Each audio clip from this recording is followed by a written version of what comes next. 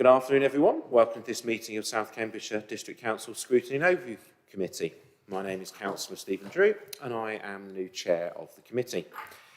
May I make a few housekeeping announcements? Those present, including any members of the public observing or any public speakers, are asked to note that this meeting is being filmed and live streamed. By your presence, you are deemed to have consented to be filmed and to the use of those images and sound recordings for a webcast. May I please remind members that when speaking they should not disclose any personal information or any individual, as this might infringe the rights of that individual and breach the Data Protection Act. Please make sure your microphones are switched off unless you're invited to speak. For those participating remotely, when you're invited to address the meeting, please make sure your microphone and camera are switched on. And then when you have finished addressing the meeting, please turn your microphone off again. Please, with members who are attending remotely, indicate a wish to speak through a chat message in the Teams meeting.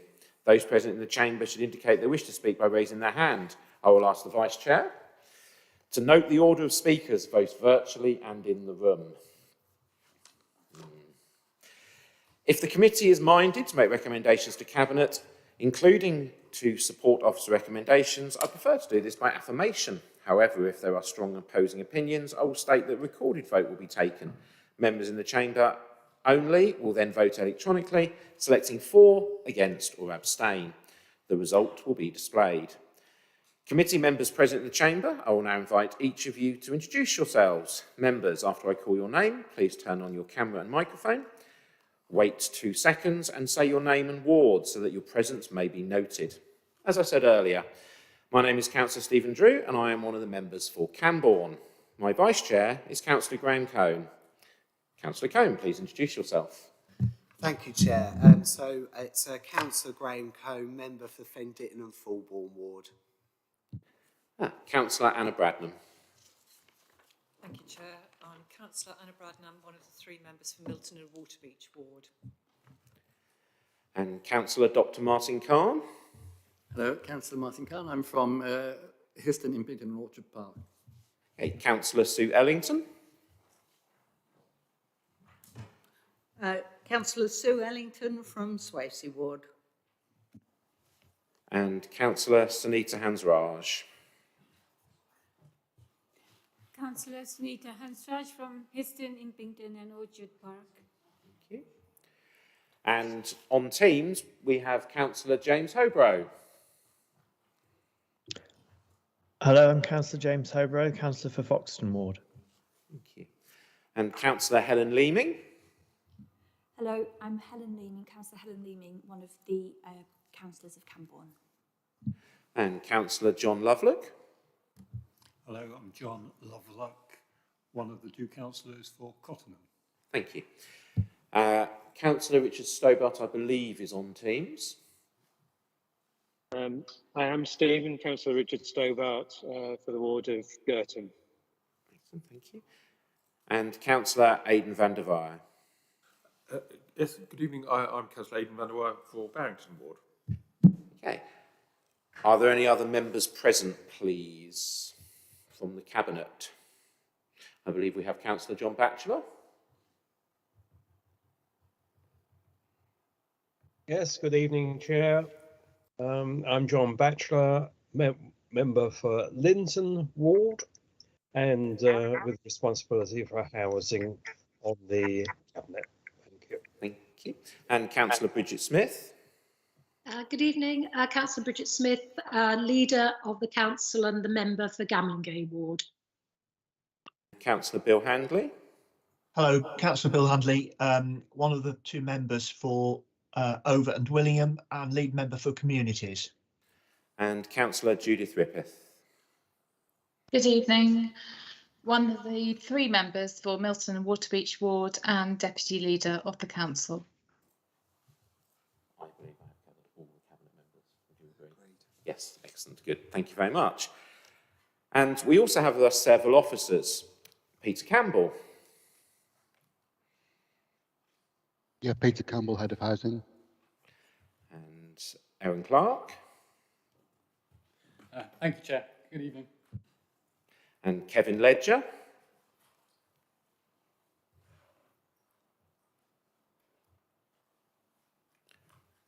Or not. quite well up to that point. And Jeff Membry. Good evening, Chair. Jeff Membry, Head of Transformation, HR and Corporate Services. Thank you. Ian Senior. Hello, Ian Senior. I'm Scrutiny and Governance Advisor.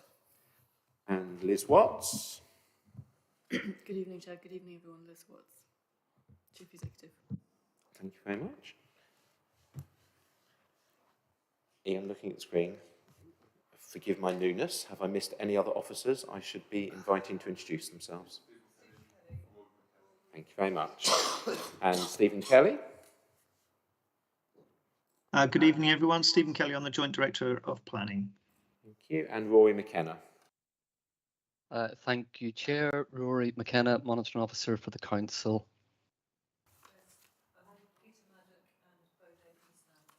Thank you very much. And Peter Maddock.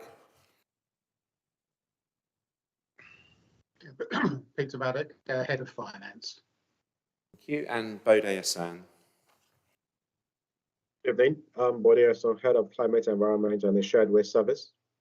Okay, thank you. Thank you very much. And Anne Ainsworth. Hello, good evening. I'm Anne Ainsworth, Chief Operating Officer for the Council. Excellent. In the interest of being correct, would anyone else like to point out any other officers who I have missed? I shall... No? Chair, I have a couple of officers with me through the repairs service report. I'll introduce those when that item starts, if that's acceptable.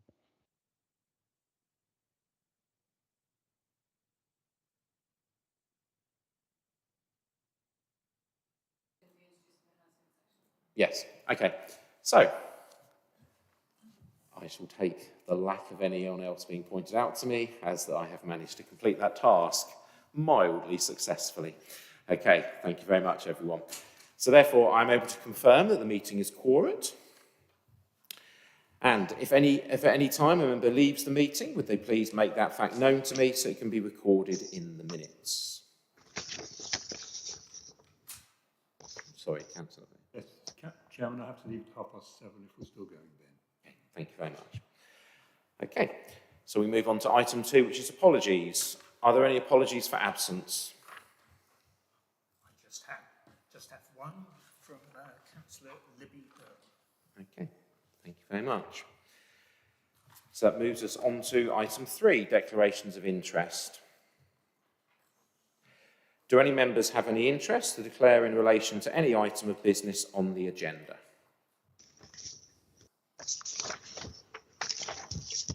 I will take that as a no. If any interest subsequently becomes apparent later in the meeting, please raise it at that point.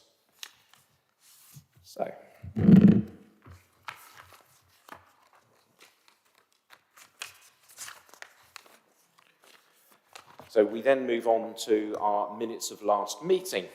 And obviously in relation to the minutes of the last meeting,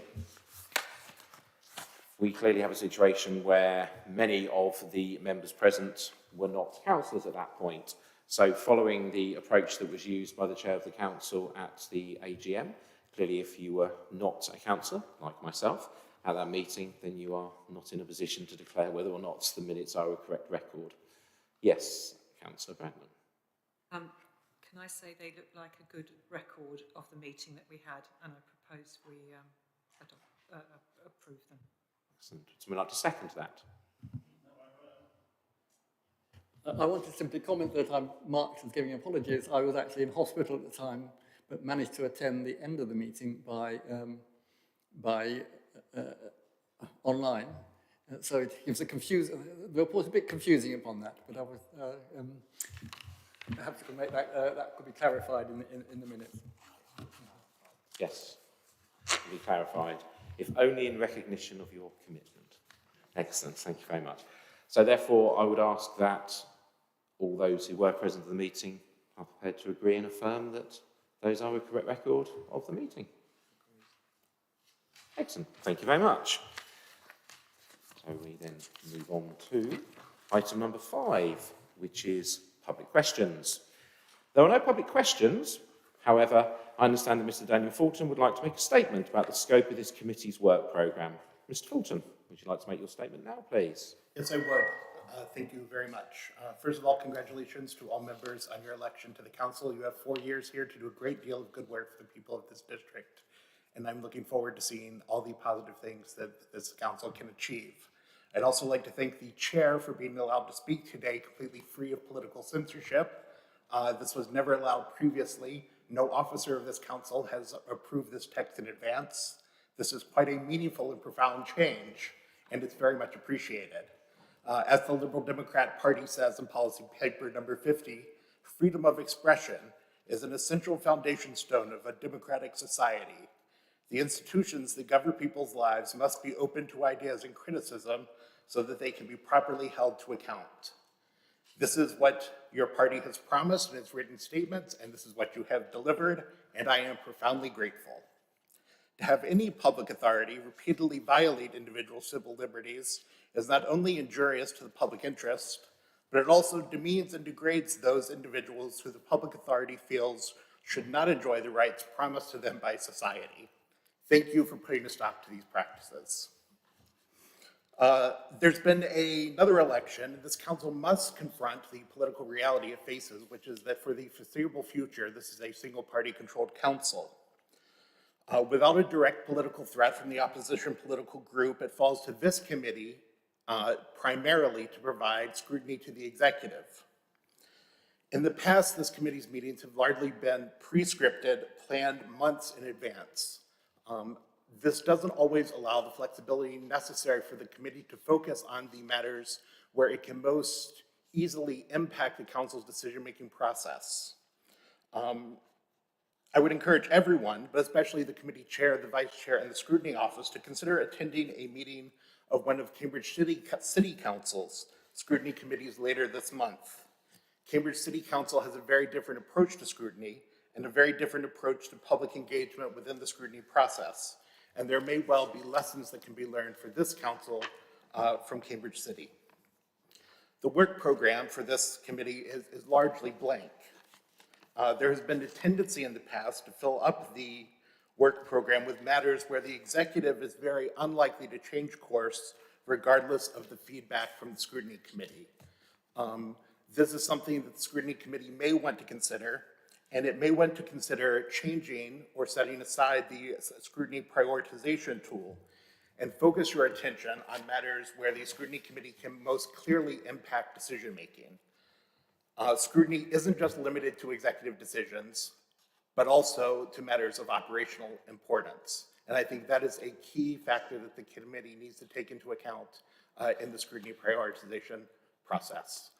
Thank you again for giving me the opportunity to speak here today, and I look forward to seeing what you can accomplish over the next 4 years. Thank you. Thank you, Mr. Fulton. Obviously, as you pointed out during your presentation there, at the moment, the work programme and the plan for the Scrutiny Committee remains necessarily blank to a large extent, because obviously we are a new committee following a new election. We are therefore at the start of a term. So therefore, we are engaged in significant discussions and conversations about what the Scrutiny Committee's work should be filled up with, coming from both sides of the chamber, coming from officers, from the executive, and also then from contributions from residents such as yourself. So it is great to have your input into our plan for our work, and obviously we will publish in the near future what our plan for our work will be, and I would expect that you will return at that point and give us further thoughts in relation to that. So really appreciate your contribution today. Thank you very much. So we move on to point 6, which is our first set of questions from members, and it is in relation to Q4 performance reports. So the Q4 performance reports, which all members already have in advance, relates to the work that we need to investigate and ask questions about. From the conversation I've had with Councillor Ellington in advance, I'd like to call Councillor Ellington to ask first question, please, and then we will, as we discussed in previous activity, move on from there. Thank you, Chairman. We had a pre-meeting on Wednesday last week, and Councillor Bradnam said that the purpose of scrutiny was to improve the papers for Cabinet. and it's been worrying me all weekend. I disagree. In my view, the purpose of KPIs is to look at the standard of service the council is providing and determine whether it's acceptable or preferably whether we could do better. And from us as an opposition and as a scrutiny department to be a critical friend to the administration, to hold the administration to account. I believe there are KPIs which would give us more information and areas which need to be addressed because our electorate is asking the questions, like why hasn't the planning application been dealt with within 12 weeks? And how long will I have to wait? So my first question really is, can we have an explanation about the new way that the performance is being calculated in this 2-year thing rather than the annual thing, and how long, looking at PN 511 on page, I think it says 10, but it's scrolled over. The non-major applications, I don't care very much about the major applications because they'll find their way in the end, but the non-major applications determined within 8 weeks or agreed timeline is 74% or 73%. That leaves 25% of people worried about when they are going to get their planning permission for their house and will it be before winter comes. And I really feel that we need to understand more about what happens to those applications. Thank you. Excellent.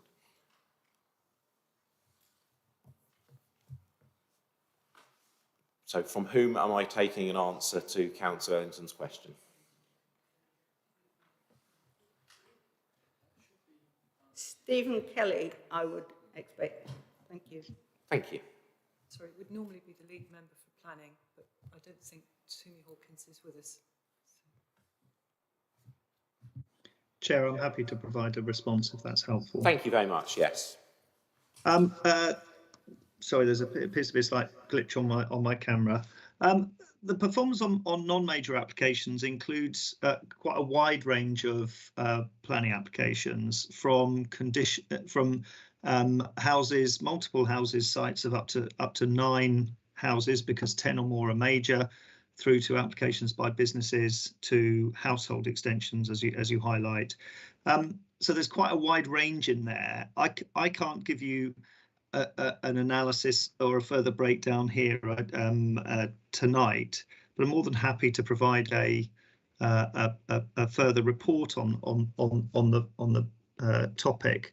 But as you'll be aware from, for example, there are the reasons why applications aren't made in 8 weeks or within the agreed timeline can range from things like delays in making the decision because of the availability of committee time, to the request or requirements for amendments from consultees or from indeed the community feedback that we get to planning proposals.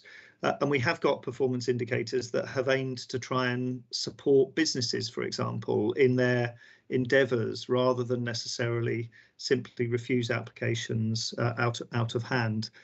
So I can provide a breakdown for a future meeting of that non-major performance figure if it's helpful, and identify how it relates to householders, how it relates to businesses, and how it relates to the other categories of applications that are caught by it. But that is the vast majority of all of our work.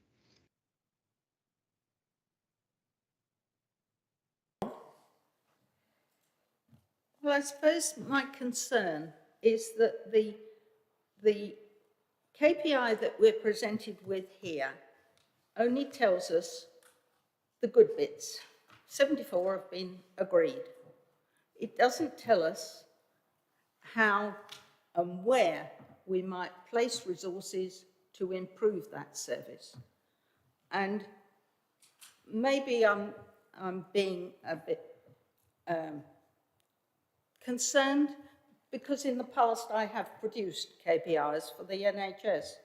And if you don't hit the nail on the head with the right KPI that actually tells you whether the service is doing what it's supposed to do, it's not worth the paper it's written on or the time people take to produce it. But yes, I'm happy to move on from that one. Okay, thank you. Well, hopefully the report that's been offered there in response will provide the detail that you're interested in. Okay, thank you. Next up, according to us, is Councillor van der Veer. Thank you very much. I have one question on the KPIs, but I would want to just respond to a couple of things that Councillor Ellington said.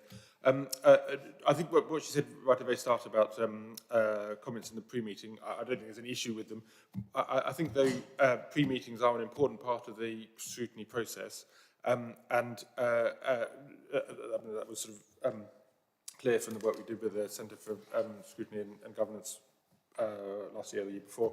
And what happens there, it's important that the Scrutiny Committee can discuss things confidentially and openly. So I think we've got to be careful about how we refer to what other members might say at those meetings. That said, I do largely agree with her characterisation of the role of scrutiny. I think possibly helping improve the papers is maybe one element, but so I'm certainly not disagreeing with the content, it's just sort of how we talk about that. On planning, my recollection is that we regularly have more in-depth looks at planning because it is a complex area that simple KPIs don't give a full picture of. I can't remember whether the last one was, but certainly that's something that we could be looking at again in maybe not immediately, but in the over the course of the next year, more in-depth look at a variety of aspects of the planning system.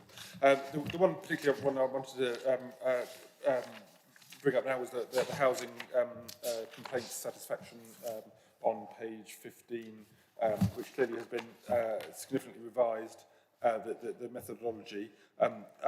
Obviously, the result is it looks an awful lot better, which is good in a sense, but I think we do need to maybe keep an eye on that and come back to look again at what's going on underneath there, because we have discussed previously when it was looking very poor, and the explanation I think is very convincing. But I think that's possibly something we need to come back to, especially given what we're going to be discussing later on in the meeting. Sorry, I didn't think that really is a response, to be honest, but some comments I wanted to make to the meeting. So, okay, great, thank you. Councillor Bradnam. Thank you, Chair. Likewise, what's said in our pre-meetings should stay there. My point that I made was that to enable the reports that we bring to Cabinet to be the best quality that they can be, I think is a perfectly reasonable statement to make. I also stated that we in Scrutiny and Overview are a critical friend to the reports going to Cabinet. However, the point I wanted to raise was on page 15, it's AH204, Housing and Property Service. The percentage tenants satisfied with, sorry, not that one, sorry, the one above, AH212, the money spent on bed and breakfast accommodation. And obviously this is an inevitable consequence of being required to house more homeless people. And I simply wanted to ask about the statement in the centre of the narrative paragraph where it says demand for emergency accommodation is increased as a result of COVID-19, particularly in relation to the request for councils to accommodate all rough sleepers for significant periods of time. And I wanted to check whether the government had reimbursed or will reimburse the council in any way for the costs of accommodating the rough sleepers that they required us to accommodate. And again, forgive me for being the new person to it, I assume that goes to the Cabinet Member responsibility for housing in the first instance? Yes, I believe it would. Councillor Batchelor. Excellent. Councillor Batchelor. Yes, thank you very much, Chair. Yeah, the good news is that surprisingly, the answer is yes. The government has made a major contribution.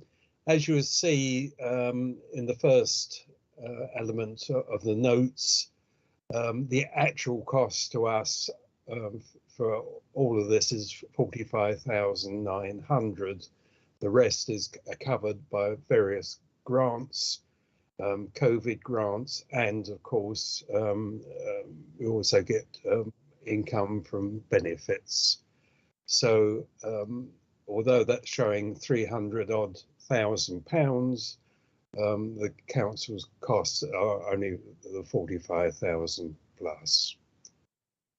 I hope that helps. Very much. Okay, excellent. Councillor Cohn. Lovely, thanks very much, Chair. So I've just got a couple of points to make. The first is on page 15, 204. So we've got the sort of change in measure there in terms of how we're rating satisfaction, which I don't necessarily disagree with. I think it's probably a good step forward. The question I had was around the type of data that we're collecting. Are we just collecting the scale data, the number data, you know, X amount of people are, you know, 5 out of 10 or 7 out of 10 happy? Or are we collecting data to say, you know, if people are very happy or very unhappy with the service, what are they happy with? Or, you know, are there consistent concerns coming up, whether it's boiler repairs or light switches or whatever it might be? Can we have some way of quantifying that? It's probably there, just not in this document. So I just wanted to see if we are measuring that. I wondered if we could have some more information on page 16 about the debt run up through people leaving sort of electricity bills.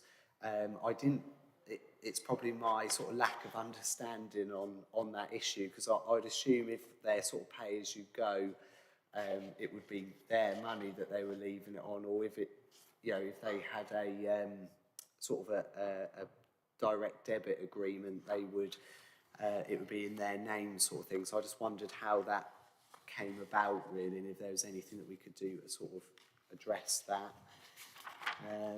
Yeah, lovely. Yeah. Okay, so Councillor Batchelor, I think that's 2 for you first of all, though I believe Councillor Cohn has more in a moment, but we'll pause at that point.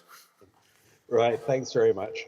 On the satisfaction, I mean, we all know this has been an issue for some time, and certainly the system that was being used was quite unsatisfactory, and in fact it had to be stopped anyway in the COVID times, because it was actually the operative getting the tenant to actually press a button on their phone to say they're satisfied.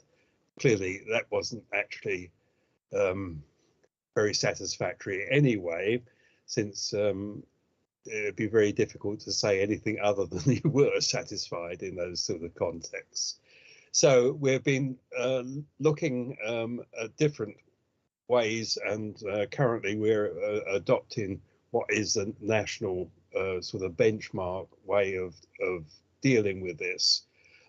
We haven't actually got the full answer yet, because the weakness at the moment in the current one is that the samples are very small, because they haven't got it properly organised about actually, because you need to have the email or mobile phone number of the tenant to be able to do this effectively. Later on today, we're going to be talking about the repairs contract, and that contract, a part of that will be to review the way that we actually do satisfaction reports and a whole range of other KPIs in this sort of context. So I think it's a work in progress. It is showing improvements, but I'm certainly not satisfied that we got the answer yet. Thank you. Thanks very much for that answer. So I'll go on to my next points, Chair. So the next one was on page 18, and it's around the staff sickness levels. I think it's really good that we're doing the healthcare MOTs and introducing those, but there seems to be sort of a low uptake by staff on that sort of service that's been provided. So I just wondered if I could have some information as to, you know, why that is, and if we could do anything as an organisation to make it more accessible for staff. You know, have they got the time to be doing it? Is it advertised well enough? So just a bit of information around that. And the only other thing I was going to comment on was the complaints on page 19. It's nice to see that they have really sort of jumped up in terms that we're answering a lot more complaints. I know this committee raised this sort of quite strongly a few committee meetings ago. So it's nice to see that those numbers do seem to be improving there. So it's just a comment on that, really.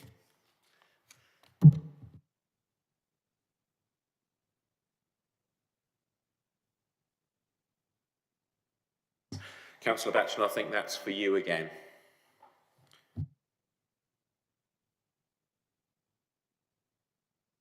Is it? Was that a housing question then? What number are we talking about? Sorry. No, hold on for a moment. Councillor believed it was for you, but this may be an entirely valid challenge. So maybe the staffing issues, I suppose, would be one of the officers, Jeff Manbury or Liz, if she's still... No, yeah. I'm in charge of staffing, Chair. Thank you. Apologies, Councillor Batchelor.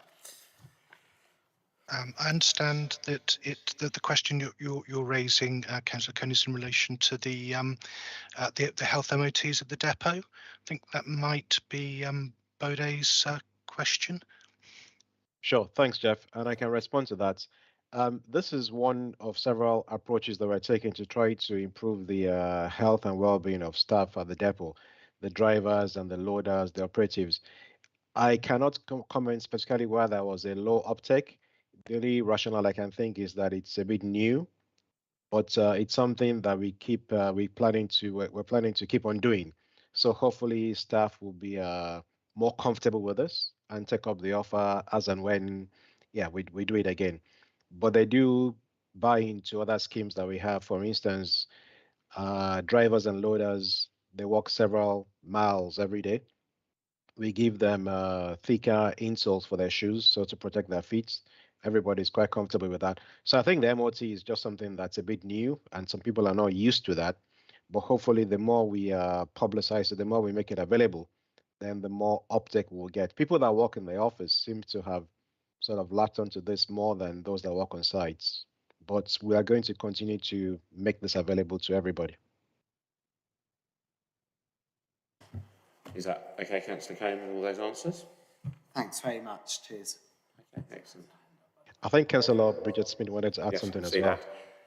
Yes, Councillor Smith, we see your hand has been pointed out to us. Apologies if we missed you. No, that's absolutely fine, and you were quite right that Bode needed to answer the first question, and I just want to, as cabinet member who's very, very concerned about, as we all have been, about complaints, to just say that how grateful we are to the efforts for Jeff Membry and his team, which are now finally beginning to show very positive results in how we deal with complaints, how successful that is, and that with a timely manner. So I can't quite remember when it's been in the green before. So it's taken a very, very dramatic upturn, and that's due to a heck of a lot of planning and preparation, which is now delivering results. So the fact that we now have complaints champions within 4 different service areas, and I think we have Rachel, very much leading as the officer responsible for making sure that complaints across the whole organisation are dealt with. So well done to Jeff and his team. This hasn't been an easy nut to crack. And it's taken an awful lot of work to start embedding a much more proactive and positive response from the organisation as a whole into complaints. But I have no reason now not to think that that green, all things being equal, will be maintained from here on in. I don't know if Jeff wants to add anything to that, any detail. Thank you very much, Leader. Yes, there was an awful lot of hard work by an awful lot of people. A lot of time in some areas for it to bear fruit. I was delighted to get, for example, an update this morning on the complaints in planning, which at one point stood at over 40 complaints outstanding, to find that we've just got 2 outstanding at the moment. So things are certainly moving in the right direction. But yes, we won't be complacent. We've put monitoring in place to try and ensure that we stay in the green, because as you've commented, Leader, it's the shop front of the council in many ways, and we need to make sure that we learn from complaints and respond to them very quickly. Okay, great, thank you very much. Thank you both. Councillor Ellington, you have another question. Yes, I'm looking particularly at page 19, 307. I'm pleased to see that the waiting times on the phone have gone down, but my experience, my personal experience, is that you get through to somebody who then says that they will transfer you to the department that you actually want to speak to, and 9 times out of 10, that's an answering machine. Now, I wouldn't have phoned up if I wanted to talk to an answering machine. And I feel that there is an issue there about the number of calls which are actually directed to an answering machine. Agreed, you can then leave a message to get them to call you back, but most of us are quite busy and not necessarily are able to be available for callbacks. Thank you. If a cabinet member would like to take that first, Councillor Smith. Thank you very much indeed. So, I mean, if you look back at the previous 2 KPIs, actually what it shows you is that the percentage of calls that are resolved first time are actually above 80% now, which is in the green. And even more importantly, the percentage of calls to the contact centre that are handled and answered are actually standing at just shy of 95%. So even though I'm going to defer to Jeff about answer machines, I think actually this doesn't support that. It actually shows that 8 out of 10 calls are actually resolved by the person who answers the phone. Jeff, can you add any more detail to that, please? Yes, you're correct, Leader. I mean, it might well be that Councillor Ellington is contacting about particularly complex issues that the call centre aren't able to resolve, and those would be ones that we would need to pass to the back office. And potentially, if, for example, it were in planning, it might be that the planner was out visiting, doing site visits.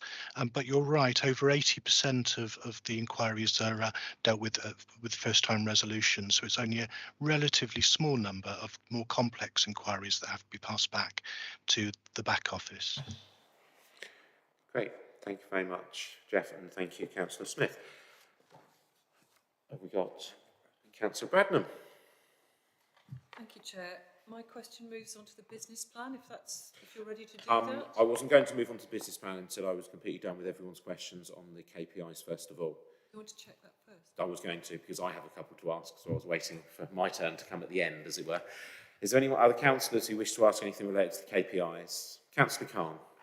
I thought, looking at 1 to 5 on page 17, these staff sickness days, I thought it was very interesting that it appears that we've had less staff sickness over the period of the pandemic, and now that we're getting back into activity, it seems to be rising again.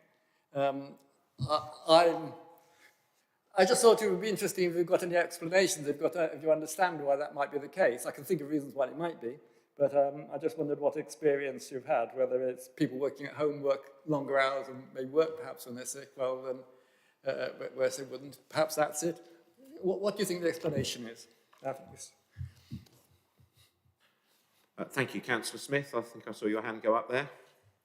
Thank you. So I'll have a first stab at this, and then I'll defer to Jeff again.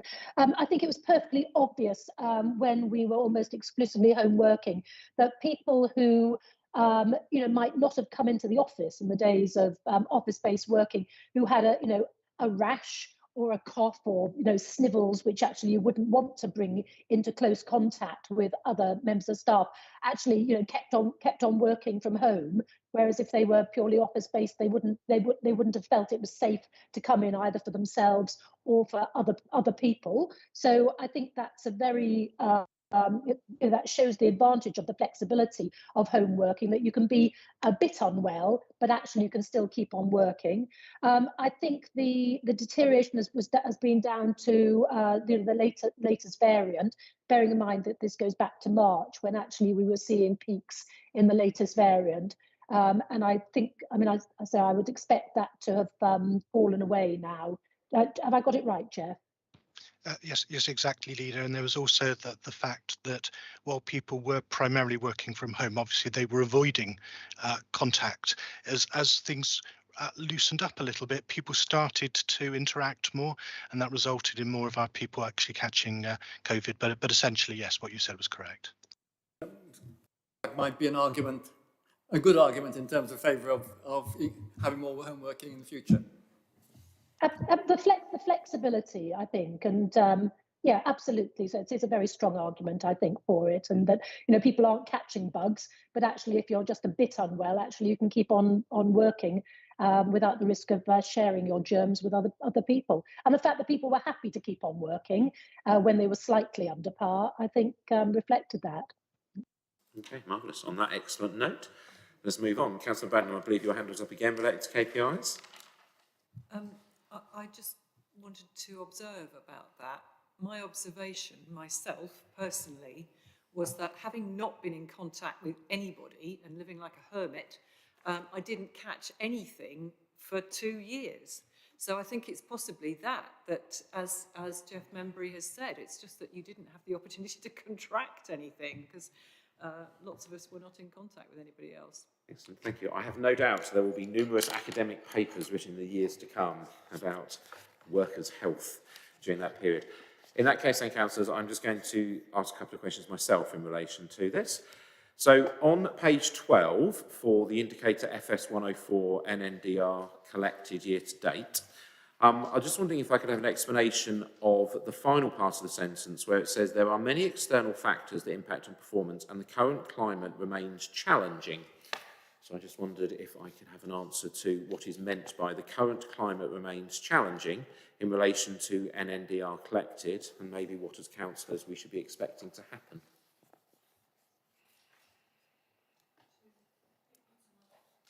Sorry? Peter Maddock. Sorry. I think that's probably, I think it's probably one for me to answer. As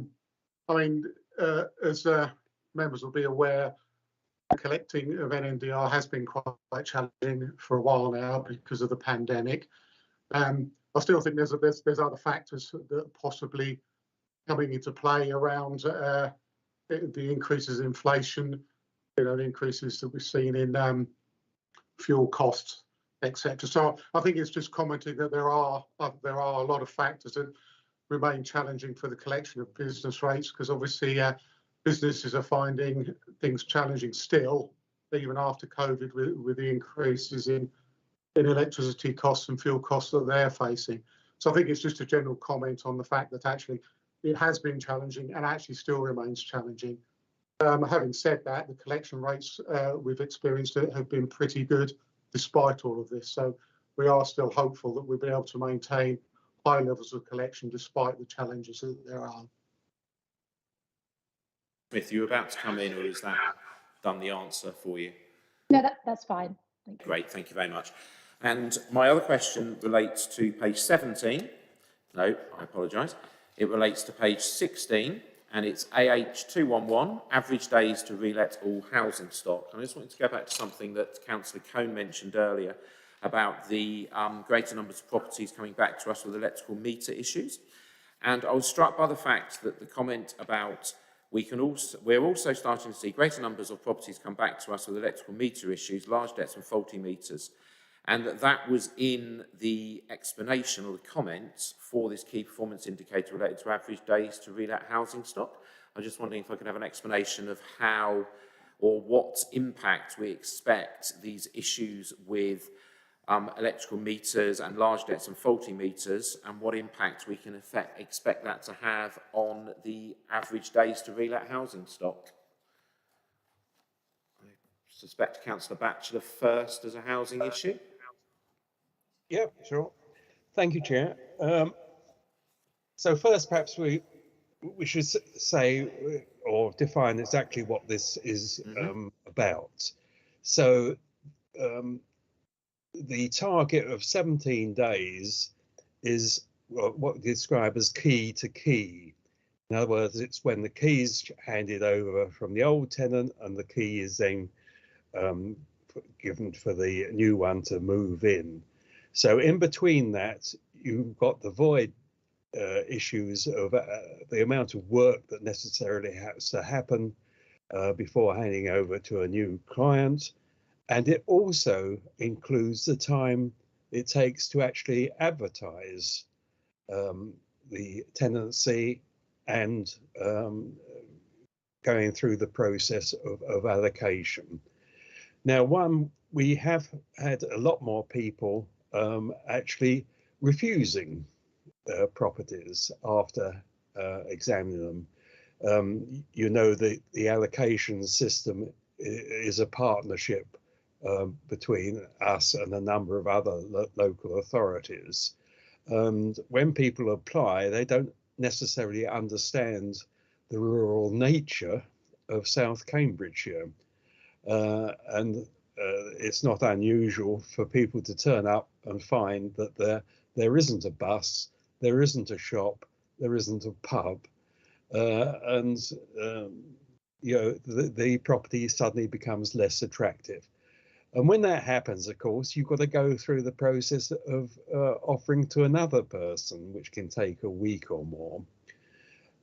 Another complication in all this is that this is an average, and it records quite a variance in the amount of work that needs to happen in the property. And we have 3 levels of contract for each one. So the lowest level is 5 days to complete a job.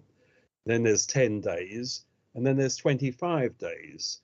So the performance can be very influenced by the mix of how much work has to happen on that.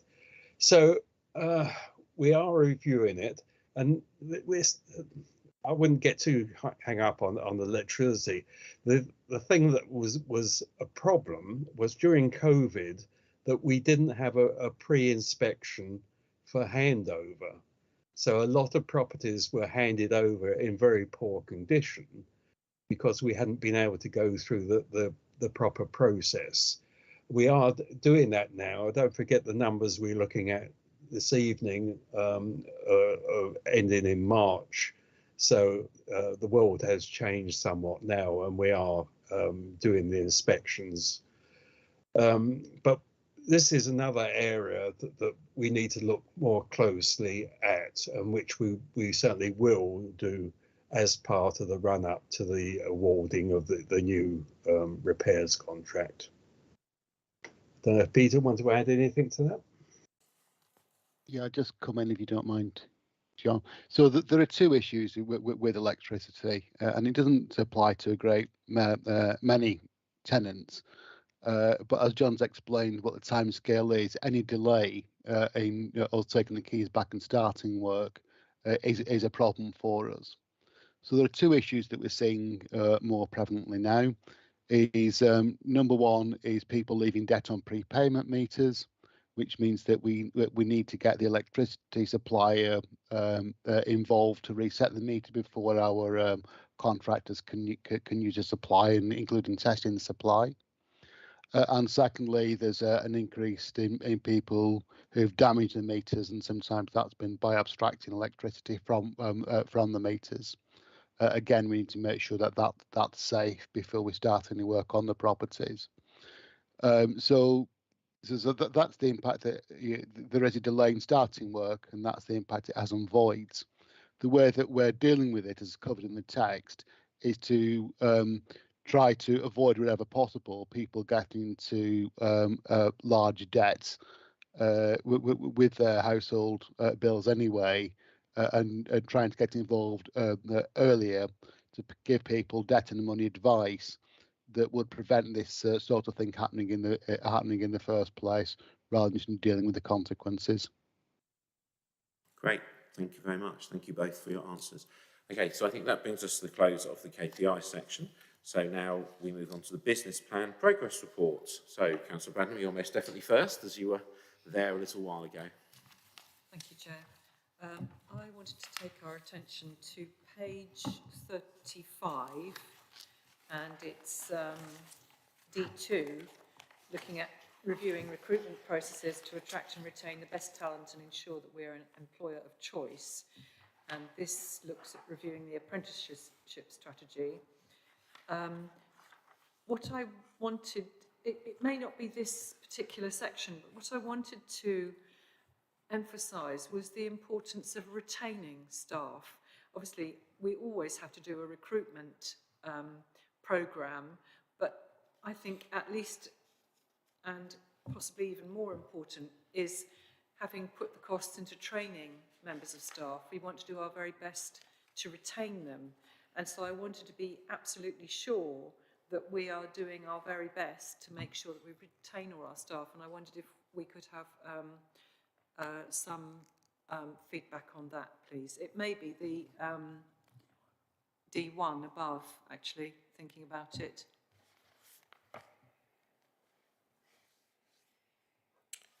Well, maybe not D1, it's D. It's one of the earlier ones, anyway. But fundamentally, it's a question about what's being done in terms of retaining Basically, the staff. What are we doing to retain staff? Yes. Yep. Okay. Is there a cabinet member who wishes to answer that before we go to the officers? Not on this occasion. So, yeah, Councillor Smith. Sorry. That's okay. Sorry. So it's it's something that we discuss almost daily. And obviously we're currently looking at the pay awards, so we're waiting to see what the government do on pay awards. I mean, the last pay award we gave I think 2.75%. We also gave an extra day off and a small sum of money for people to go and do something on their extra day off. We are constantly looking at all sorts of financial packages to make sure that all our staff know how much we value them, how much we appreciate everything they do.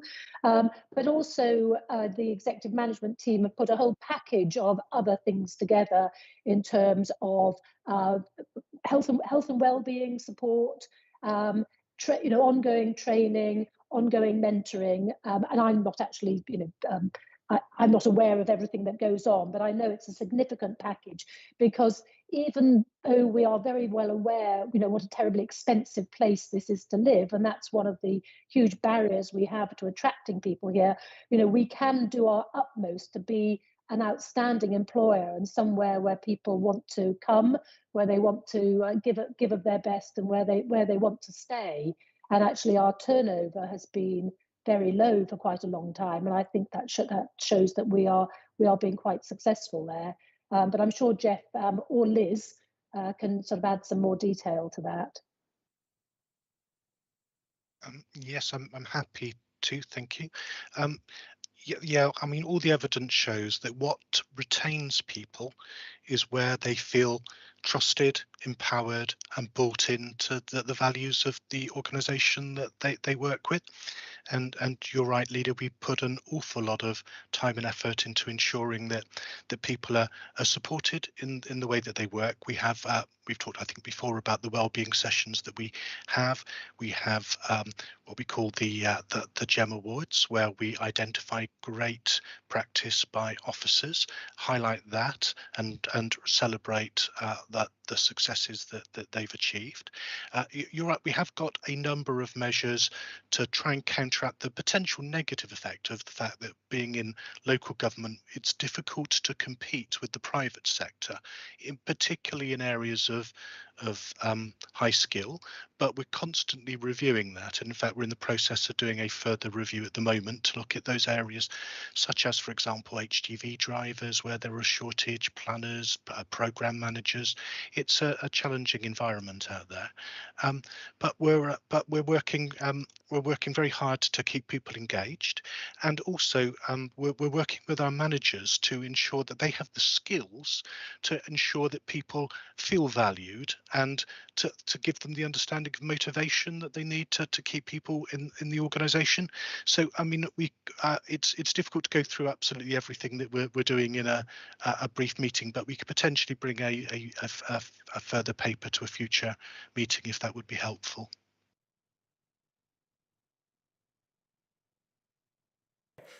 So, any other councillors got any other questions related to the business paper? Sorry, first of all, Councillor Bannon, I do apologise. Is there anything you wanted to say in relation to that?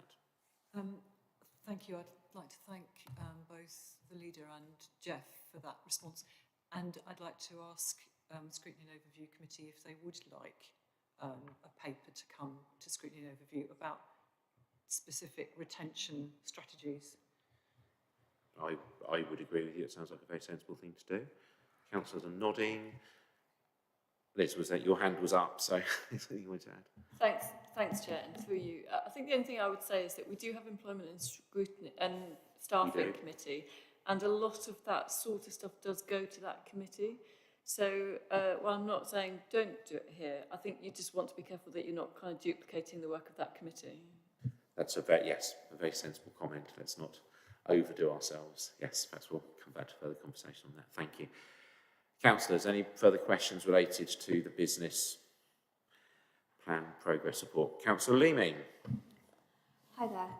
I'd like to ask about point D7, which is on page 37. This is to do with ensuring that our homes are safe places for our tenants and their families. I have two questions about this point. The first one is to do with the electrical testing. I did wonder whether the issues with gaining access with the electrical testing, whether this was actually related to the other things that have been mentioned earlier about the problems with faulty meters and people tampering with things, or whether it was to do with a particular bit of housing stock or something. I wondered what the issue was with the electrical testing. My second question in this point was talked about yearly fire risk assessments and that the work was planned to be completed by the end of February. I just wondered whether it had actually been completed by the end of February. Thank you, Councillor Leaming. Housing matter to Councillor Batchelor first, or if I'm incorrect on that, I'm happy to be moved. No, absolutely fine. That's my area, but it's operational matters. So I'll hand that on to Peter, if that's all right. Of course, thank you very much. And I, in turn, am going to ask Eddie to come in for the second part of the question. That's much too difficult for me. So the first bit of the question about the electrical testing. The process for testing gas is well established and people are used to that. And you can see that we get a significant take up with that. We're always 100% compliant. The electrical testing is a relatively new process. People aren't as used to it, and I think it's we have had difficulties over COVID with people not wanting us to enter the properties, and I think it's not been as accepted culturally as a need to carry out electrical testing as much as for gas. We are plugging away, and we're fairly confident that we'll get the compliance that we require before the end of the year. But to answer the members, well, to not answer the members' question, but to provide some reassurance, if during these visits or any other visits, is there any causes of concerns that are flagged up by the contractor on site, including people who seem to be having financial difficulties, people who it looked like the meters had been tampered, or other issues such as safeguarding, the contractors do report that back to our staff for further investigation. So we have got some safety net there. Eddie, can you come in and talk about the FRAs, please? Yeah, sure, no problem. Just on the point of electrical testing that was mentioned there, the one advantage that the gas has over electric is that it's got a legal backing for right of access, etc. So the actual gas compliance will always be as close to 100% because we can actually affect entry and go via the courts, whereas we can't do that as easily with the electrical testing. So we have to rely on the resident letting us in rather than being forced to let us in, if that makes a bit more clarity on that. Insofar as the fire risk assessments go, we only carry out the fire risk assessments on the areas which we are required to, which is obviously communal areas and our own communal buildings. We don't do fire risk assessments as standard within people's occupied dwellings, although we do look at fire safety when they become empty and sort of prior to lets, etc. There was, as there always is with an increase in regulations, various works that are required off the back of a fire risk assessment, whether it be some maintenance that we haven't missed, or there's been some other works that are required where regulations have changed. Those are all identified on last year's fire risk assessments with a plan to get them all done, like we said, by February, I believe there was, and the majority of that is all complete. There are a few where we had to go back and do some re-inspections because there was found to be some more extensive works required, and there was a couple where we had a couple of issues with fire doors on some properties where the standard fixtures and fittings, like door closers and stuff, weren't actually suitable for the people that were using them. So we've had to go away and have some doors retested with a different type of door closers and so on to make them more accessible for those people there. So in the vast majority of cases, everything's done from last year's inspections, and we've got the next round of fire risk assessments due over the next month or two, I think. I hope that answers your questions. It does. Thank you very much. Okay. Councillor Khan. Just to come in and link to that, to the electrical testing, I happen to be a landlord, so I've had some experience of that myself. And as I understand it, at present, electrical testing is not a legal obligation, but it's advisory, and it's good practice. I happen to have a couple of properties in Wales where the law is changing. It's supposed to change next month. It's now been put back to December, where electrical inspections are becoming compulsory. It's a devolved matter to the Welsh Parliament. I just wondered if you've got any indication of what the situation will be here, whether it will become compulsory, and whether that might ease access for electrical inspections. Well, I mean, if it does become compulsory, then it will have the legal backing the same as the gas does. But we do have an obligation to ensure that the electrical system within the properties are safe, and that really the only real way to confirm that is to have the systems checked and tested on a regular basis, which we do on a 5-year rolling cycle at the moment. So to comply with all the necessary health and safety regulations, we have to prove one way or the other that is in a safe condition, and that is at the moment is the only real effective way of doing it. In Wales, when talking to the agent there, I mean, this is private lettings, was that the bringing in the compulsory electrical inspections meant that the standard required for the circuit breakers in the beginning of where the supply comes in, you have under the new system they will have to have the highest standard. Whereas previously, if you had circuit breakers which were not the latest model, you just had an advisory and you were still considered safe. I just wonder what the situation is here. Are you replacing all the circuit breakers up to the latest standard when you have an advisory, or do you, what standard do you use in terms of determining safety on matters such as? Yeah, we use the industry standard for satisfaction on those. We also do upgrade where necessary. The crux of the matter is whether a property is safe or not, and that doesn't necessarily mean everything has to be of the latest standard. The downside to falling to the latest standard is with the latest change in regulations, to just change a fuse board, you're looking at materials alone in excess of £1,000. So to do that on every single property is just uneconomical when the property is effectively in a safe condition in the first place. But where it's required, the work is carried out as needed. Yes. Fine, I thank you. I understand exactly what you were pointing out last time because I've had that experience in Wales. Okay, marvellous. Any other councillors have any questions related to the business plan progress report? Then I have two questions. Can I refer us, please, to action C8 on page 32, which is about improving recycling and reducing waste at community events.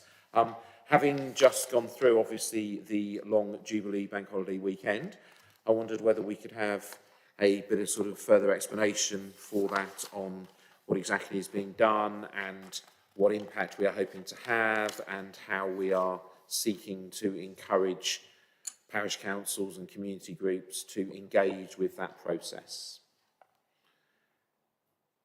So, I don't know if one of the Cabinet members would like to go for that first, or if we're moving on to Bode.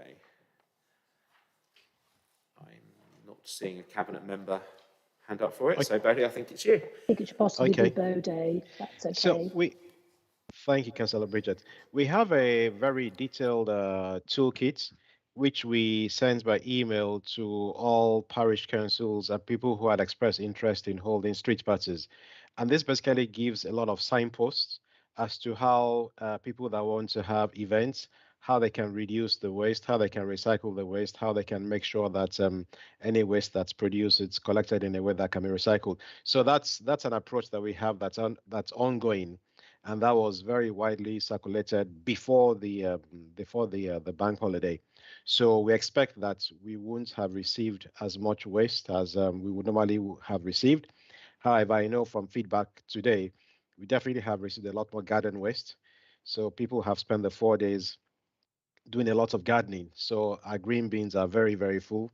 That's why we haven't been able to complete a few rounds, because even despite 2 loads, we have so much green waste to collect. But generally, we have quite a well-established set of criteria and guidelines and toolkits that we have made widely available for people that want to have events as to how they can minimize and recycle their waste. Question comes on page 35 and refers to D4. So the one at the bottom of that page that says, making it easier for customers to access and carry out transactions online.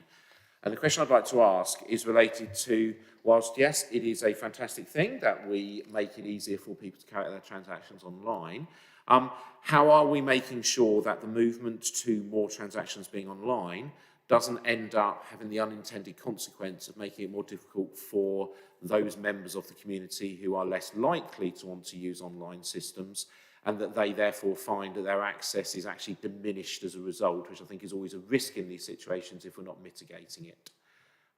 Councillor Smith, I think I saw your hand there. Thank you, and I'll defer to Jeff for the detail here.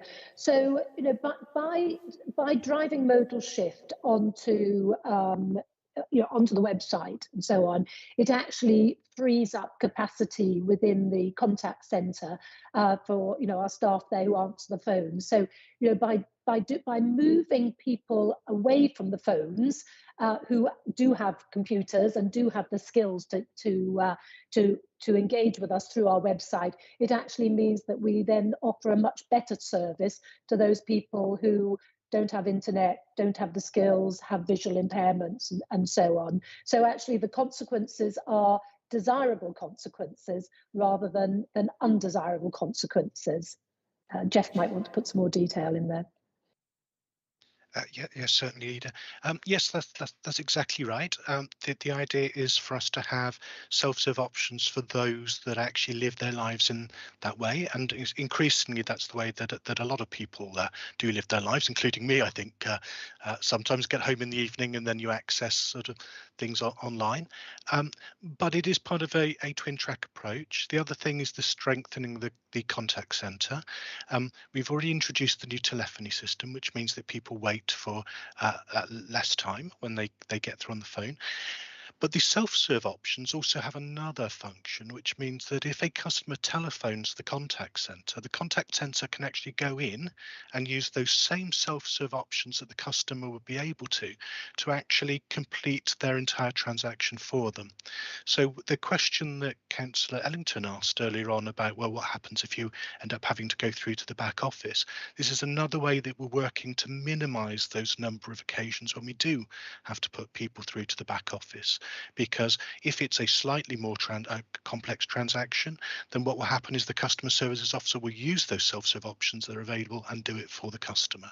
So yes, the intention is to allow us to do both, to meet the aspirations of those people that are busy during the day and need to do things in the evening, but also to provide that enhanced service for those residents that need to call us. It also gives us a better overview, actually, of any individual resident that contacts us, so that the customer services officer will not only be able to answer their query, but will have that golden view of that customer, and they can see any of the other contacts that they've had with the council and be able to give them holistic advice. So it's that two-pronged approach. Great, thank you very much. Thank you, Councillor Smith. Thank you, Jeff Membry. So, in terms of the business plan there, Councillor Williams, yes. Thank you very much, Chair. I appreciate I'm not a member of the committee, so thank you for allowing me to ask a question. It's just in relation to page 19 around the calls. Those of us that were here a few years ago know it's one of the first things, and it's an issue that is ongoing and will always be a difficult challenge to meet. But one thing that I notice is in brackets is answered, and I'm just wondering, do all these figures include calls that have been abandoned? And do we have a record of that? If not, it may be buried in the text, Chair. Please forgive me if I've overlooked it, but it would be useful, I think, to know if this is percentage of first-time calls, but actually how many people don't wait. Equally, I say that as I will confess to two of the statistics where I did call the council and gave up myself. But the second time was my 4-year-old that hung up the phone, so it wasn't the council's fault, Chair. I'm not sure we can record that one. So, is somebody able to answer that specific question from Councillor Williams regarding the proportion of sort of abandoned calls? I'm not sure who we're going to on that. Jeff, is that you again? I think that need to be Jeff. You need to be Jeff. Yes, I thought so. Yes, that's what's measured by 303, Chair. So it's back to the. So I'm having to scroll back to the. Yes, so percentage of calls to the contact centre that are handled. So 94.37%, for example, of March of those people that phoned us were answered. Some of those. Sort of 5 point something percent or whatever that weren't answered will have given up after a relatively short period of time. Thank you. Okay, good. So, bear with me 1 moment when I go to my page. So, I don't see any of the councillors' hands up in relation to the business plan, so we are able to move on at that point. Okay, which brings us to item 7 on the agenda, which is, if I read it properly, is the work programme. So, at the moment, as we can see, on page 39 of our agenda, we have, as has been mentioned earlier, we have a relatively empty work programme for us to fill up. And I'm sure that reflects the fact that we have just gone through an election process and we're into a new 4-year term. So therefore it is for the committee to decide where they wish to go with it. And as we can see from the meeting that we had for our meeting on the 6th of June, we obviously have our Q4 performance and our housing repairs contract. So obviously that is something that we are then working on. Councillor Cohn and myself have a further meeting with Ian coming up very soon, and then we'll go back to the committee and talk further in relation to that. What we also, of course, have is on page 43, Apologies, I should have known that before I got to it. Page 43 to page 51, all the things that are the key and non-key decisions. So in terms of this item, I was just going to ask if any of the councillors in the committee wish to particularly flag anything that they would like to see the Scrutiny and Overview Committee particularly working on at this stage before we move on to just working through our calendar. Councillor Bradman. Thank you, Chair. I would have thought it would seem appropriate for us, I think it might be, correct me if I'm wrong, for us to see the item on page 45, Greater Cambridge Local Development Scheme and Greater Cambridge Local Plan First Proposals representations might usefully come to us before they go to Cabinet. Okay. I mean, I'm sure that obviously the vast majority of the things end up in our place, but obviously this is about us kind of stressing the stuff that we think is particularly important. Yes, and the other one is the that. one below that, which is the local transport plan. Okay, thank you. Any other points from the tables there that councillors wish to raise as being something they particularly think that the committee should be looking at? I think it was Councillor Khan, then Ellington, yeah? Lovely. Yeah, Councillor Khan first, then Councillor Ellington. We've got, oh, clearly Councillor Khan, we had imagined your desire to speak. No? Sorry, it was No. my fault. Councillor Ellington then, please. Thank you. I don't think it comes up on the list. I've looked, but I can't quite see it. But I would like, at some point, to look at staff satisfaction with hybrid working and see whether they felt that they are being able to contribute as much as they would like to our meetings, but also councillors' satisfaction with hybrid working. So it's a new thing. We need to understand it better, I feel. Okay, great.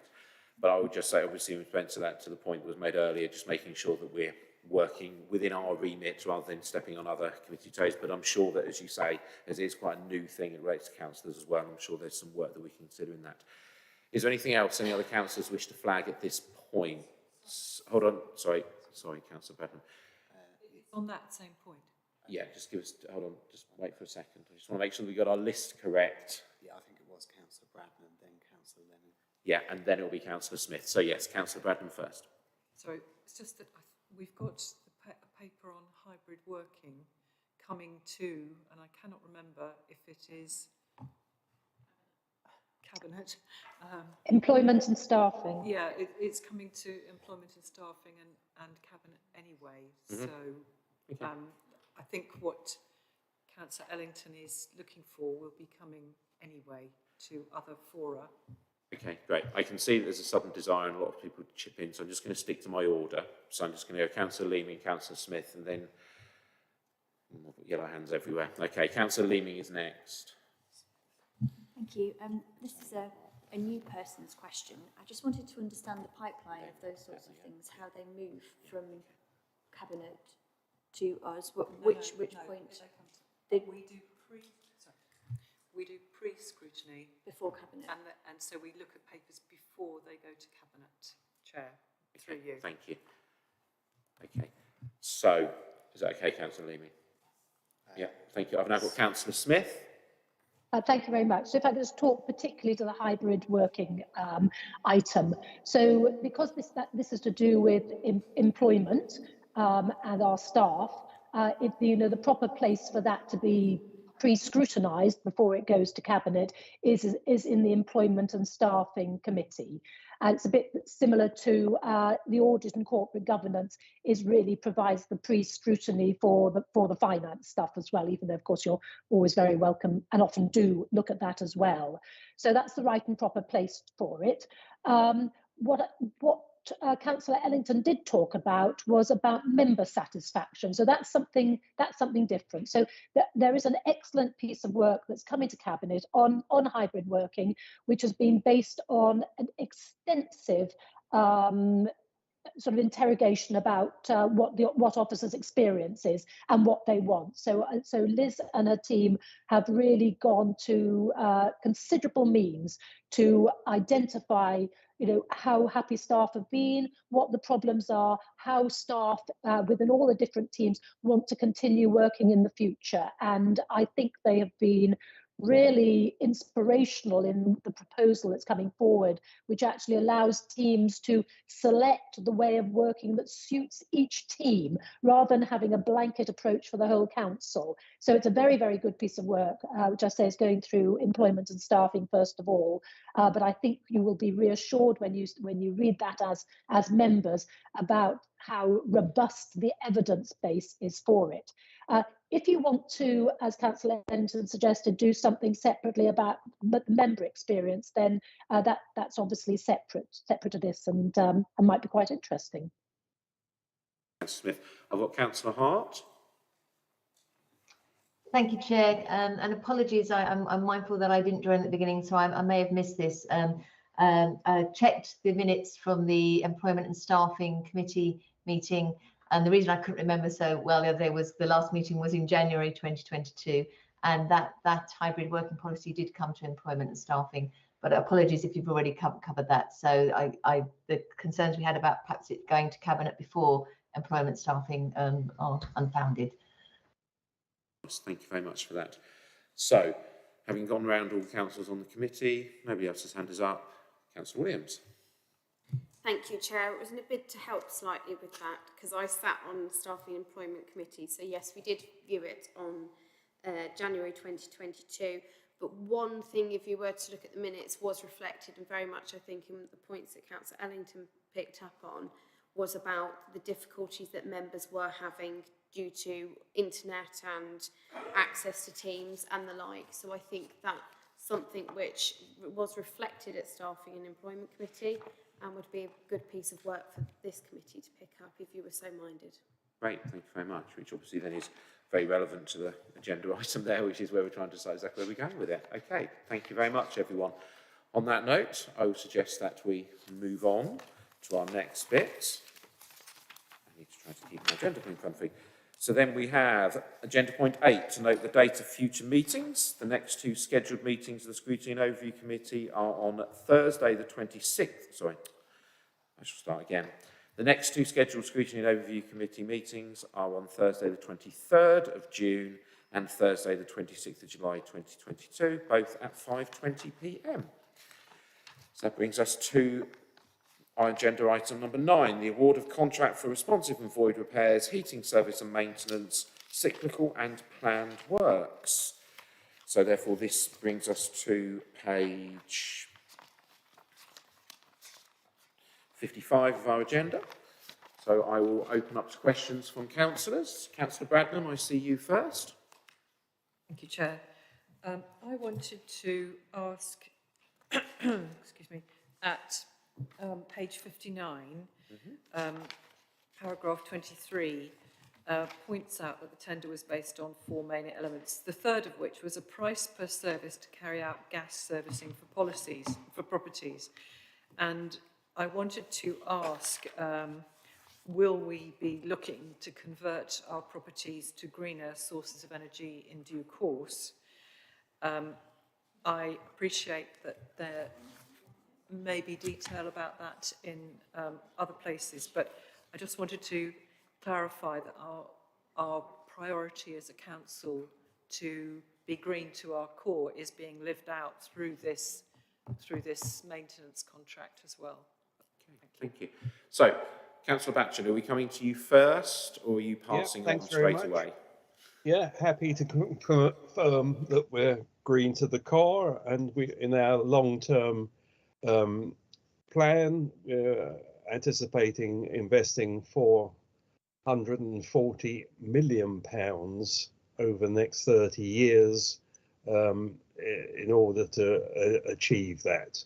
So the plan is in place, certainly, and of course there's a legal requirement very shortly that no new gas heating facilities will be in any of our properties. Well, obviously, none of our new properties will be having any gas. I think Peter can confirm that too. Yes, in broad terms, yes. So if members will recall, about 3 or 4 months ago, members approved the asset management strategy for the housing stock, which, amongst other things, confirmed our commitment to be green, including carbon reduction. So it was in 2 stages. The first stage was about making the houses more efficient, using less energy by insulation. And secondly, when it came round for heating replacements, yes, we'll be looking for alternative forms of heating as part of carbon reduction. Chair, before we go on, I said at the beginning of the meeting when members introduce themselves that I'd got a few officers with me for this subject. So would you mind if I introduce those to members?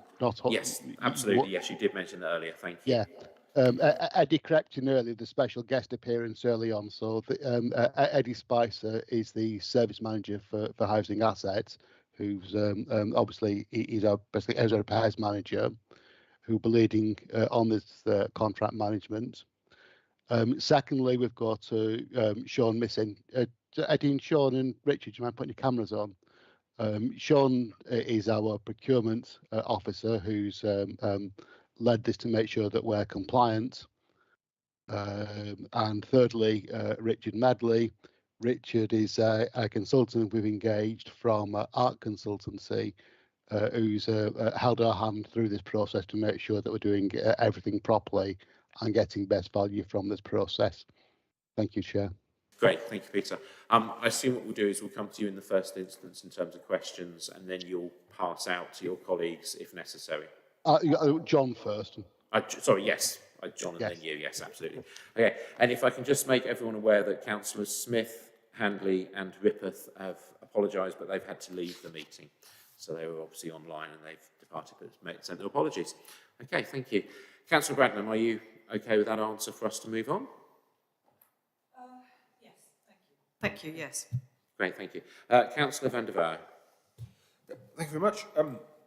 So the report sets out very clearly how the scoring is done with a 40% weighting for price and a 60% weighting for quality, and then sets out that the winning contractor came first on price, was third on quality. Obviously, because of the differences, the relative differences were greater on price than on quality, they actually came up first overall. And obviously, it's good that they're significantly more competitive on price, but I just want to get a sense of the what that difference in the quality score represented. What are we sort of losing because of we're getting a sort of cheaper service, as it were? Because that difference is obviously smaller, 4 points on quality rather than a 7-8 point difference on price. Is it sort of overall slightly less quality but still good, or is it not so good in some particular areas? Obviously, some of the information is going to be in the papers and confidential, but to the extent that you can speak about it, what does that difference in quality actually represent in terms of the service and the experience that tenants will have? Thank you. Councillor Batchelor. Well, I think this is one to bat away immediately to our experts, who I'm sure have got a full answer for that one. Yeah, what I'd like to do is can I ask Richard if he'll come in and cover this question, please? I think it might be helpful if Richard talked through the scoring process in general. I suspect there'll be some other questions related to this, and if you could cover it all off now, it might save some duplication later on, Chair. Over to you, Richard. Yeah, thank you.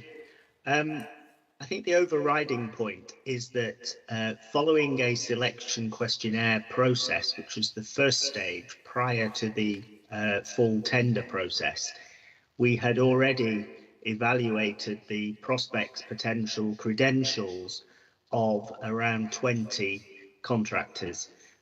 Based on that selection questionnaire process, we then scored, and that arrived at a final list for tender of 5. So we ended up with what I would call 5 really strong bidders, all of which had extremely good credentials within the industry. When it then came to scoring the quality, all 5 bids were very strong. So we aren't talking about poor quality bids about which there would be concerns. So all 5 were extremely strong, and the panel, I know, deliberated at some length over the scoring for the questions, which was between 0 and 5. So in many areas, contractors scored 5 full marks for quality. In many they scored 4, and in fewer areas did they score 3. 2s were quite unusual, and 1s, I'm not even sure we had any. I'd have to look at all of the detailed scores. So they are all very strongly scoring bids, and the differences is marginal in many of the question areas. So all I can do really is provide a reassurance to members that we're not concerned about the quality scores. We're just looking at very marginal differences between really, really strong and just not quite as strong. Yeah, I mean, thank you very much. I think that answers my question. Yeah, okay, great, thank you. Councillor Cohn.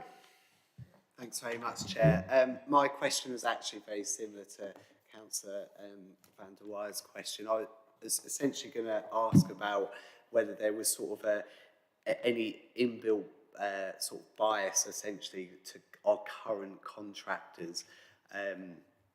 I think actually the scoring system sets that out pretty clearly, and you know it's very fairly scored. But I just wondered if you think you know, because they know how we work and function and what we expect, if they had sort of an inbuilt bias in that process at all. And Councillor Batchelor in the first instance. I'm afraid we're not being blessed with your voice, Councillor Batchelor. Oh, the first one this evening, goodness. Right, yeah, if I could just take that initially, because it does raise a broader question about fairness and so on. So perhaps it's worth making the point that all applicants must be treated the same. This is a legal process, and you can only judge each applicant on the tender that they've given in front of you. So that is what we have done. And so the main point there about bias is that you can't be biased one way or the other. If you have an existing applicant who is already doing the job, then we cannot take the history into account. So because this is a new contract, this is a completely different set of responsibilities, management, and so on.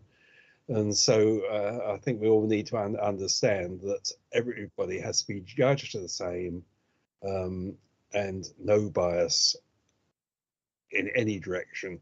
And that's what Sean and Richard is making sure that the rest of us did, because it might be also worth knowing that the selection panel, more than 12 of us, was made up with representatives from tenants, from members, as well as officers and expert advice. I don't know if Richard perhaps would like to add something to that.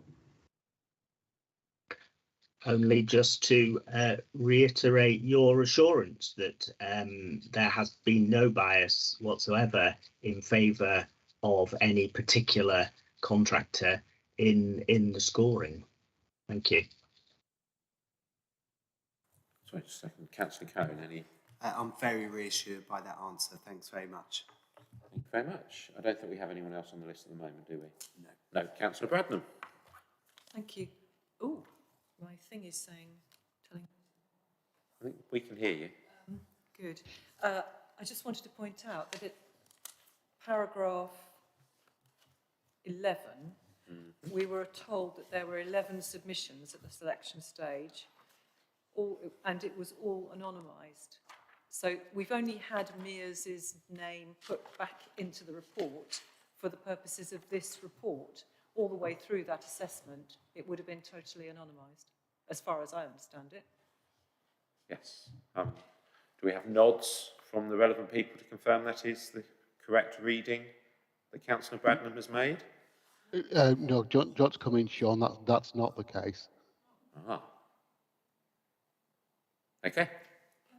Yeah, Yes, just sorry. In that case, thank you. Just explain around that, just to clear up the misunderstanding. Yeah, just want to be clear. So we had 11 submissions at the selection stage. They were scored and evaluated, but the identities of those companies were known by each of the scoring panel, or each of the members of the scoring panel. Following that scoring and evaluation, though, the 5 were invited to submit tenders. When those 5 tenders came back, they were scored and evaluated. The identities of those were known. The pricing wasn't known until the final stage. So just to be clear, that the panel were not aware of the scoring of the pricing until after the quality scores had been concluded. Thank you. Good. Well, thank you for raising anyway, Councillor Bradnam. That's still helpful for us all to understand. Any other councillors have any other questions in relation to this section of the meeting? Then we shall go to me with my questions. So, if I can ask, on page 59.25, the last sentence says, it says, in addition, other improvements are made to standards, the contract, and to improve the service to the customer. And it says, this along with new management of the contract will lead to service improvements to the end user. Could you explain what is meant by this along with new management of the contract? What does that look like? Do you want me to come in, John? Oh, passing on. Yes, please. Yeah, so this has been a long process. The repairs, before it went out to tender, we jumped through over several hurdles. You don't jump through hurdles, over hurdles, before we started. The first one of those was the critical analysis of the current contract. And then we went on to do an options appraisal, and then we decided on the form of tender that we were going to use. But at that very first stage, we recognised that there were some elements of the current contract that were badly implemented and badly run. And since then, we're determined to improve the contract management. We have replaced the previous repairs manager, and Eddie's been appointed with significant experience of managing repairs contracts. So there were some problems with the originally. We recognised there's some problems with the contract, but there's significant problems with our management of that contract, which we've now addressed by Eddie's appointment and having putting in place already firm contract management proposals for the incoming contract. That. And then I have a second question, which is from point 36 on page 61, where it says, the housing department will ensure the contract is well managed from the outset. Is there any further detail you can give us in relation to that than what you've just said about that specific element? Richard, do you want to pick this up because you've got the further details than I? Yeah, the process that your officers are going through at the moment is to work up a process of mobilisation. So mobilisation is a pre-commencement period of time. So there is intended to be mobilisation up till the 1st of October when the contract comes into place. So during that period of time, there are a set of bid commitments that are drawn up, and the performance and requirements of the successful contractor are then set out and managed through a process of officer involvement, of course, but also with external support from ARC. Then from the 1st of October, from the first day of the contract, there's a process called transition, which is the new contract starts and the new arrangements are put into place. And there is absolutely a determination, I know, amongst the officers to ensure that the contract is well managed through a process not just of officer management, but also involving involved tenants in the process of managing the service on the ground, because customer focus is a key part of the new contract specification. So they are the beginnings of a contract management arrangement, and hopefully that provides reassurance for members. Can I just come back again, Chair? Just be aware that there is also the confidential report, the appendix that goes with this report, and the details of the contract management are contained within one of the sections there. So if you want to come back to that when we move into a private session, we can talk through it in more detail if that helps. Great, thank you very much. And my third question relates to page 62, section 39, to do with health and well-being, where it says that the settlement contractor will be expected to play a part is identifying vulnerable tenants and act as the council's eyes and ears in recognising safeguarding risks. I wonder if I could have some more explanation on that in terms of the kind of training that would be received by the contractors in order to do this correctly, and how this is monitored within the overall safeguarding responsibility of the council. Right, I'll just say a word first in that, I mean, this is something that we do anyway. Is, they are on the front line, and we are very aware of issues of safeguarding in various different forms, that I'm sure others can say what the actual training programs are and so on. But Peter, perhaps you can take that one up. I was going to pass that to Sean, if that's okay, Sean. Yeah. Hi, yeah, thank you. So apart from, so within the contract itself, we obviously have terms and conditions about what they need to ensure to make sure that those things are embedded in their organisation. But as well as that, the company itself is well versed in safeguarding and is making sure that their staff are regularly trained in those elements of the job. So hopefully that gives you some reassurance. Thank you. So would I be right then in saying that, as well as having confidence in the chosen contractor to continue with that work, but we also fulfil our responsibilities as a council and our overall safeguarding, monitoring and training where necessary? So it is a two-pronged approach, as it were, both ourselves and the contractor. That's right, Chair, and I point out that I am the council's lead officer for safeguarding, and I'll make sure that that's implemented as part of this contract. Great, thank you very much. Is there any other councillors who wish to ask any other questions in relation to the white section of the agenda at this point, the report? Councillor Ellington. I'm interested in knowing that this contract will include quite a bit of upgrading of some of the houses to make them greener, to insulate them better, to provide them with better central heating and so on. How do we determine who gets that? Because clearly it will reduce the overall cost of running the house. And does that spawn an increase in rent? Or how do we be fair amongst our tenants and ensure that they don't feel that we're being discriminative or unfair in our favours, as it were? Councillor Batchelor.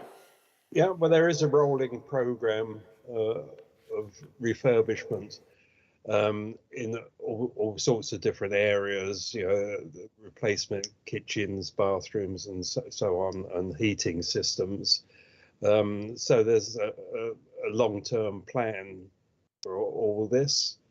I don't know, Peter would like to do some more detail on that.